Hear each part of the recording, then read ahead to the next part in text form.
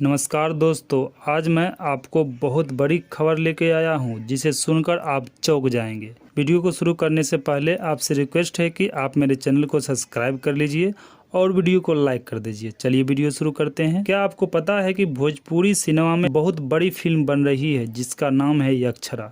जी हाँ दोस्तों, आपने सही सुना, उस फिल्म का नाम है यक्षरा। और सबसे बड़ी बात यह है कि उस फिल्म में मेन लीड रोल में यक्षरा सिंह ही है। किसी कलाकार के नाम पर बनी फिल्म ये और उसमें लीड रोल निभाते देखना दुर्लभ ही रहा है। इस दुर्लभ को सुलभ बना रहे हैं फिल्मकार और वर्ल्ड वाइड के ऑनर रत्नाकर कुमार।